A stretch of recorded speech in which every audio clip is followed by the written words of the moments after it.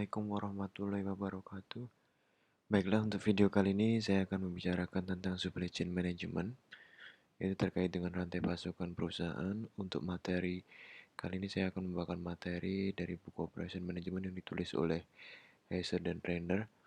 Baik, langsung kita mulai saja. Yang pertama, kita akan membahas tentang tujuan dari supply chain management itu sendiri.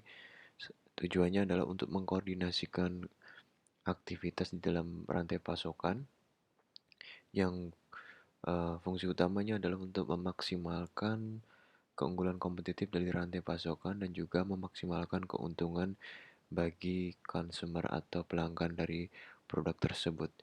Jadi manfaatnya ini datang dari dua arah. Yang pertama arah dari sisi produksi dan yang kedua arah yang dari sisi konsumen. Nah, kenapa supply chain strategik itu sangat penting bagi perusahaan? Nah, seluruh kegiatan yang berkaitan dengan rantai pasokan, aktivitas rantai pasokan itu ditujukan untuk memuaskan pelanggannya ya. Nah, di dalam aktivitas ini melibatkan supplier, kemudian pemroduksi atau manufacturers, atau ketika di perusahaan jasa ya perusahaan jasa itu sendiri, kemudian ada distributor, wholesaler, retailer, dan final customer. Nah, salah satu hal yang sangat penting adalah bahwa proporsi biaya dari rantai pasokan ini merupakan proporsi biaya yang besar bagi seluruh biaya produksi dari sebuah produk. Jadi karena proporsinya yang besar ini, rantai pasokan menjadi sangat penting bagi perusahaan. Kemudian hubungan supplier dengan pemroduksi itu sendiri atau manufaktur itu sendiri saat ini semakin meningkat dan menuntut untuk adanya integrasi di antara rantai pasokan yang terbentuk dalam jangka waktu yang panjang. Oleh karena itu, memanage hubungan dengan supplier itu menjadi hal yang ditekankan bagi perusahaan-perusahaan modern saat ini. Nah, ini adalah salah satu tabel persentase penjualan atau persentase proporsi biaya supply chain, biaya rantai pasokan terhadap penjualan tiap produk dari perusahaan. Automobiles itu rata-ratanya adalah 67% dan ini list persentase selanjutnya. Jadi cukup besar ya. Kemudian, nah ini ada ilustrasinya mengatakan terkait dengan penjualan dari perusahaan ketika perusahaan menginginkan untuk meningkatkan profit sebesar 15.000 dolar. Nah, ada dua cara yang dilakukan. Yang pertama dengan mengefisiensikan rantai pasokannya, yang kedua adalah dengan meningkatkan penjualannya. Nah, di sini dengan mengefisiensikan rantai pasokan dapat memotong atau mengurangi biaya material sehingga akan meningkatkan keuntungan 15.000. Sedangkan untuk mencapai 15.000 dengan penjualan, kita harus meningkatkan penjualannya sebesar 125.000 dolar. Jadi hanya dengan meningkatkan kinerja rantai pasokan, perusahaan dapat mendapatkan profit yang diinginkan atau profit yang meningkat dari sebelumnya dengan penjualan yang sama. Ini adalah salah satu contoh rantai pasokan untuk produksi bir.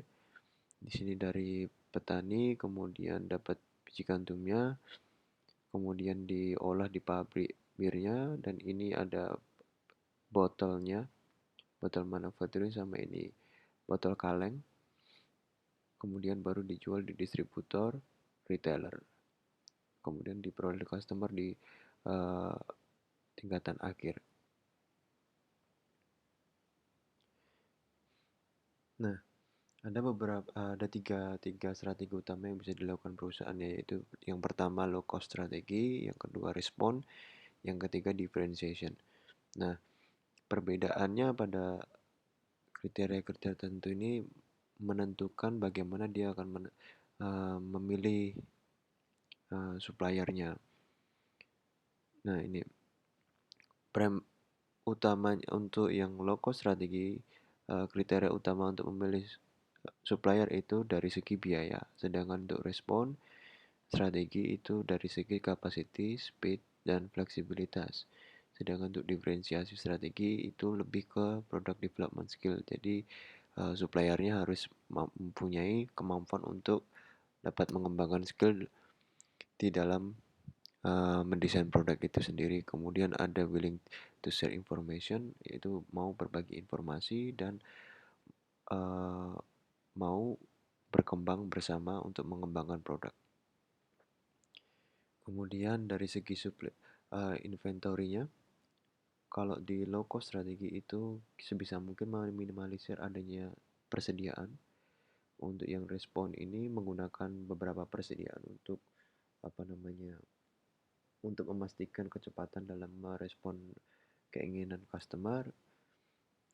Nah, yang diferensiasi, karena diferensiasi itu menciptakan produk yang terus inovasi, dia meminimalisir adanya persediaan untuk menghindari adanya produk-produk yang sudah kuno. Jadi karena dia terus berubah dan berkembang. Untuk jaringan distribusinya, untuk laku strategi ini dia biasanya menggunakan transportasi yang cenderung murah. Terus kemudian dia menjual produknya dengan diskon kepada distributor dan retailer. Nah, kalau respon strategi dia menggunakan transportasi yang cepat dan memberikan produk yang premium ter- terutama untuk yang bagian pelayanan pelanggan. Kemudian untuk diferensiasi strategi itu dia lebih ke menekankan pada riset, yaitu mengumpulkan dan mengkomunikasikan data-data yang diperoleh di pasar, terus dia mencoba untuk membangun atau mengembangkan atau melatih uh, staf-staf penjualannya sehingga staf penjualannya itu mempunyai skill dan kemampuan untuk dapat menjelaskan produk dengan baik. Kemudian produk desain karakteristiknya untuk logo strategi itu dia memaksimalkan performance-nya dari produk itu sendiri atau memaksimalkan nilai dari produk itu sendiri, tapi di sisi lain dia juga meminimalkan biaya yang ada. Nah, untuk respon strategi, karena ini mengutamakan respon yang cepat, dia membutuhkan setup time yang cenderung rendah dan produksinya itu uh, intensitas produksinya itu cukup cepat. Untuk differentiation strategi, dia lebih mengutamakan untuk menciptakan produk yang lebih standar modular design, tapi tapi produk tersebut dapat dikembangkan untuk menjadi varietas produk yang berbeda-beda. Nah, ada isu terkait dengan bagaimana kita memperoleh bahan material kita. Salah satunya itu dengan menciptakan atau membeli dibandingkan dengan outsourcing. Nah, menciptakan atau membeli dan outsourcing ini sendiri memiliki konsekuensi yang berbeda. Ketika perusahaan memutuskan untuk menciptakan atau membeli, dia mempunyai tanggung jawab untuk memastikan bahwa ketika menciptakan bahwa mereka mempunyai skill dan kemampuan untuk menciptakan bahan materi atau part-part dalam komponen produknya itu secara baik. Dan itu membutuhkan biaya yang cukup besar juga jika perusahaan tidak mendedikasikan waktunya atau mendedikasikan sumber dayanya untuk menciptakan produk komponen part bagi produknya tersebut, kemungkinan dia akan mengalami inefisiensi pada bagian tersebut. Nah, bisa jadi solusinya adalah dengan melakukan outsourcing, tapi outsourcing sendiri isunya ada di dalam pemilihan supplier dan pengawasannya. Nah, ini tergantung bagaimana perusahaan melihat kepentingan dari komponen part produknya tersebut.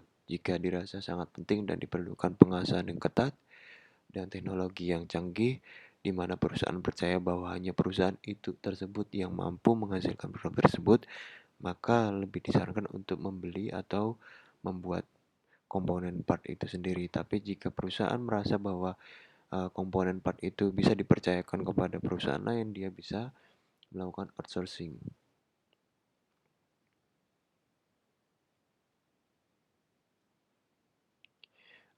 Ada 6 strategi dalam apa namanya pengadaan dalam bahan material. Yang pertama itu kita menggunakan many suppliers, ada few suppliers, ada vertical integration, joint ventures, kemudian carriage networks, dan virtual companies. Kita akan bahas satu persatu. Yang pertama many suppliers. Many suppliers ini pada umumnya digunakan pada produk-produk komoditas. Jadi banyak supplier akan memberikan menawarkan harganya atau melakukan bid berapa harga untuk itu, dan ini biasanya sudah ada indeksnya, jadi kita bisa melihat atau memilih produk berdasarkan harga itu sendiri. Dan supplier-supplier di dalam pasar tersebut akan bersaing untuk menawarkan menawarkan keuntungan yang maksimal uh, bagi purchasernya. Nah, di view suppliers ini perusahaan cenderung untuk berhubungan pada beberapa supplier. Tujuannya yaitu untuk membangun hubungan jangka panjang dengan supplier itu sendiri. Hubungan jangka panjang ini dapat menciptakan keserasian dan integrasi antara perusahaan dan suppliernya. Nah, eh, dengan adanya hubungan yang baik ini juga dapat menciptakan nilai melalui economy of scale dan learning curve improvements, karena sudah berhubungan dengan baik, bertukar informasi antar perusahaan dan supplier, saling menguntungkan, saling berkembang satu sama lain. Kemudian supplier merasa dianggap penting bagi perusahaan, supplier juga ingin berpartisipasi untuk mengembangkan kemajuan perusahaan itu sendiri. Salah satunya supplier juga mau berpartisipasi dalam CIT program. Namun kelemahannya dari view suppliers ini, ketika perusahaan ingin beralih ke supplier yang lain, kecenderungannya adalah akan terjadi biaya yang tinggi karena perusahaan harus memulai lagi dari awal. Sedangkan biaya pembangunan hubungan yang baik itu sendiri cukup besar bagi perusahaan. Nah, kali ini saya akan membahas tentang salah satu strategi sourcing yang ketiga, yaitu tentang vertical integration. Vertical integration itu maksudnya adalah bahwa di dalam rantai pasukan itu ada upstream, ada downstream. Upstream itu dari supplier bahan materialnya, downstream itu dari segi distribusi dan channelnya terhadap ya, untuk mendistribusikan produknya terhadap customer. Nah, perusahaan seringkali fokus pada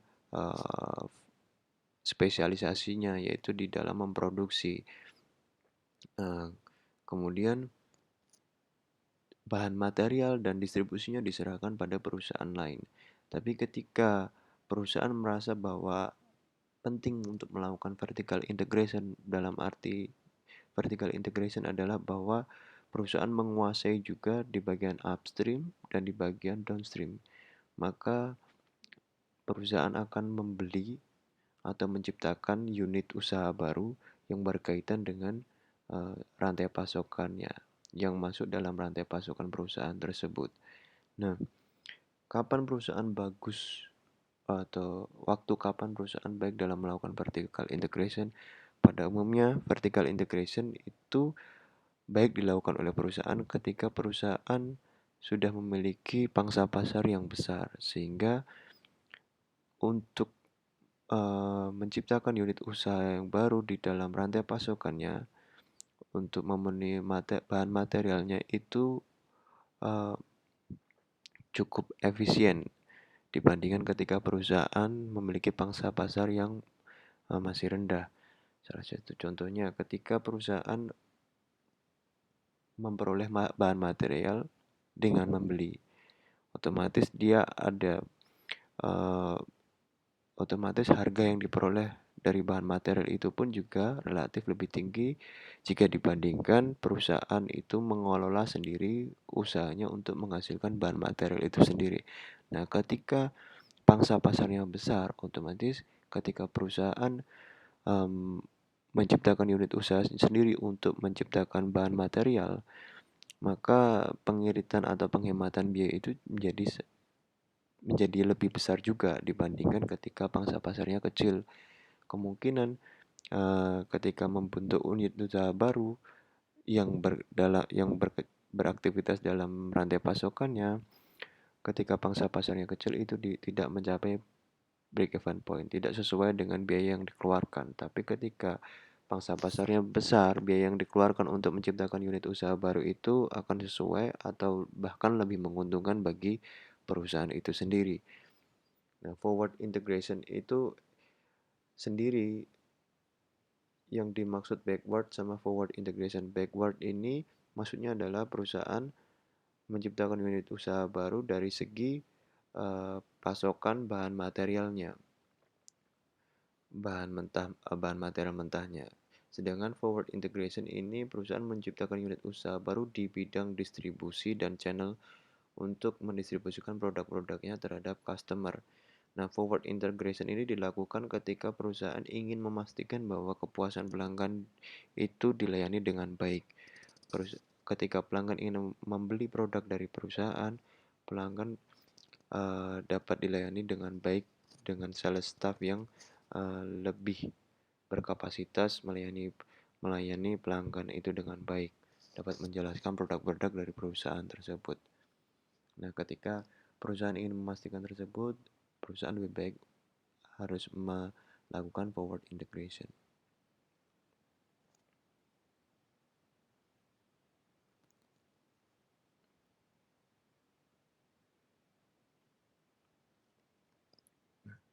Kita masuk ke joint ventures. Joint ventures ini merupakan solusi dari kelemahan yang diperoleh dari vertical integration tadi. Vertical integration salah satu kelemahannya adalah bahwa ketika perusahaan itu memutuskan untuk mengakuisisi semua rantai pasokannya dan dia berkecimpung pada industri yang dinamikanya sangat cepat, perubahan selera-selera pelanggannya juga sangat cepat. Ketika perusahaan tidak dapat mengikuti alur dinamikanya itu, perusahaan akan kewalahan. Nah, salah satu caranya untuk dapat mengatasi permasalahan tersebut adalah dengan membentuk joint ventures dengan perusahaan lain. Jadi, karena kebutuhan materialnya tidak terlalu besar dan dia ingin memastikan bahwa rantai pasokannya terjamin dengan baik, maka dia bisa berkolaborasi dengan perusahaan dalam industri sejenis untuk membentuk unit usaha baru yang fungsi utamanya atau tugas utamanya adalah menghasilkan komponen-komponen atau bahan-bahan material yang digunakan di dalam rantai pasokan itu sendiri. Nah, ketika perusahaan berbagi biaya dan berbagi risiko dengan perusahaan lain, otomatis ini mengurangi persyaratan perusahaan untuk dapat membentuk unit usaha baru, yaitu dengan memiliki pangsa pasar yang besar. Jadi perusahaan dengan pangsa pasar yang kecil tapi ingin memastikan bahwa rantai pasokannya berjalan dengan baik, dapat menciptakan unit usaha baru dengan cara kolaborasi dengan perusahaan lain di dalam industri yang sama dan membutuhkan bahan material yang sama. Formal collaboration ini dapat meningkatkan skill, kemudian mengamankan pasokan-pasokan bahan materialnya dan dapat mengurangi biaya. Kerjasama ini juga tanpa menurunkan kualitas brandnya dan dapat menciptakan keunggulan kompetitif di dalam industrinya. Nah, Garage Network ini merupakan salah satu bentuk jaringan yang unik yang terjadi di Jepang, di mana ada grup-grup perusahaan tertentu yang membentuk suatu grup dan mereka berkomitmen untuk dapat bekerja sama satu sama lain. Nah, komitmen ini dapat digunakan untuk hubungan yang jangka panjang dan seringkali supplier itu mendapatkan pasokan dana dari perusahaan. Jadi, perusahaan-perusahaan yang membutuhkan bahan material atau membutuhkan supplier itu dapat memberikan suntikan dana bagi mereka dan mendukung mereka untuk mengembangkan unit usahanya agar dapat menciptakan bahan-bahan material sesuai dengan keinginan dari perusahaan itu sendiri. Nah, ini terbentuk dengan jaringan komitmen yang terjadi hanya di Jepang. Jadi ini tanpa adanya joint ventures. Nah, virtual companies ini sendiri, contohnya adalah seperti produk-produk apparel. Contohnya Adidas. Adidas tidak memproduksi, eee, kaosnya, produk-produk apparelnya ya, dia cenderung melimpahkan produksinya itu pada perusahaan-perusahaan manufaktur tertentu. Adidas hanya mengelola manajemennya, menjual, membentuk brandnya. Nah, virtual company ini memang seringkali digunakan pada perusahaan-perusahaan apparel begitu.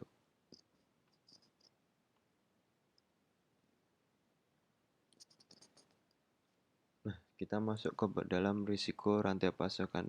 Risiko rantai pasokan ini muncul yang pertama karena adanya uh, kebergantungan perusahaan terhadap supplier itu sendiri. Nah, kemudian ketika perusahaan itu sangat bergantung pada rantai pasokan, berarti dia akan menanggung risiko yang besar juga di dalam rantai pasokan itu sendiri. Nah, risiko ini menjadi lebih besar ketika kita mengingat bahwa sekarang sudah era globalisasi dan kompleksitas pengiriman logistik juga semakin semakin tinggi. Kemudian isu yang keempat itu terkait dengan keandalan vendor yang uh, dipilih. Apakah dia dapat diandalkan dan apakah dia dapat diandalkan untuk menghasilkan uh, kualitas bahan bahan material atau komponen produk yang baik sesuai dengan keinginan perusahaan. Kemudian risiko yang terakhir muncul dari segi risiko politik dan risiko kurensi atau risiko mata uang.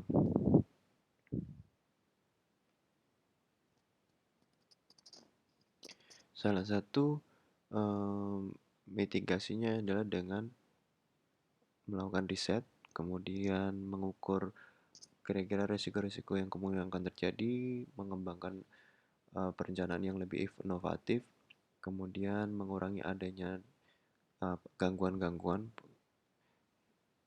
kemudian adanya mempersiapkan ketika terjadi event-event yang berdampak tidak baik pada rantai pasokan, kemudian membentuk rantai pasokan yang lebih fleksibel, dan yang terakhir adalah mendiversifikasikan supplier base-nya. Jadi tidak hanya menggantungkan supplier base-nya hanya pada satu atau dua perusahaan. Nah, ini salah satu beberapa contoh yang bisa kita gunakan. Resikonya yang pertama itu yaitu supplier itu gagal untuk mengirimkan bahan materialnya terhadap perusahaan. Nah, salah satu cara untuk memitigasi risiko tersebut adalah dengan menggunakan multiple supplier. Jadi tidak hanya menggunakan satu atau dua supplier, tapi lebih banyak supplier yang dirasa cukup untuk memitigasi risiko ketika terjadi kegagalan dalam pengiriman. Gitu. Kemudian adanya supplier quality, kegagalan supplier dalam menghasilkan quality produk yang diinginkan perusahaan. Nah, salah satu memitigasinya adalah dengan cara memilih supplier dengan baik-baik dan melakukan training, melakukan sertifikasi, dan juga monitoring. Kemudian ada logistik penundaan pengiriman dan atau kerusakan di dalam pengiriman. Nah, salah satu mitigasinya adalah dengan menggunakan jenis-jenis moda transportasi yang berbeda, bisa dengan laut, bisa dengan darat, dan bisa dengan udara, dan menggunakan gudang-gudang yang berbeda-beda pula, dengan banyak gudang juga. Dan tentunya ada kontrak yang terkait dengan kerusakan itu sendiri terhadap supplier. Kemudian terkait dengan distribusi itu perusahaan bisa melakukan pemilihan yang secara hati-hati, kemudian monitoring, dan adanya efektif kontrak dengan perusahaan distributor itu sendiri. Contohnya di sini Toyota melatih dealernya, kemudian menyisipkan prinsip-prinsip yang ada di dalam sistem produksi Toyota itu sendiri untuk membantu dealer mengembangkan pelayanan terhadap pelanggan, bagaimana dia dapat menggunakan bahan-bahan pada mobil-mobil bekas dan melakukan operasi body and paint. Kemudian ada information loss or distortion, ini maksudnya adalah kehilangan informasi atau adanya gangguan dalam informasi. Ini bisa mitigasinya bisa dilakukan dengan menggunakan sistem database atau membangun sistem database yang baik antara perusahaan dengan supplier itu sendiri. Kemudian ada political risk atau risiko politik. Ini bisa dimitigasi dengan melakukan diversifikasi cross country. Jadi perusahaan tidak hanya beroperasi pada satu negara saja, tapi dari banyak negara, salah satunya dengan melakukan franchising atau licensing. Dengan membuka unit usaha di banyak negara, ketika negara satu terjadi ketidakstabilan politik, perusahaan masih bisa dapat beroperasi di negara-negara berikutnya. Kemudian franchising dan licensing itu sendiri juga dapat mengamankan perusahaan, karena franchising dan licensing itu pada hakikatnya operasional perusahaan dioperasikan oleh perusahaan-perusahaan internal yang membeli franchise dan lisensi di domestik. Baik, ini kita akan lanjut di video berikutnya, akan membahas tentang bagaimana kita dapat mengelola rantai pasukan yang terintegrasi. Jadi untuk video kali ini cukup sekian dulu. Jika ada pertanyaan bisa disampaikan dalam forum. Terima kasih. Wassalamualaikum warahmatullahi wabarakatuh.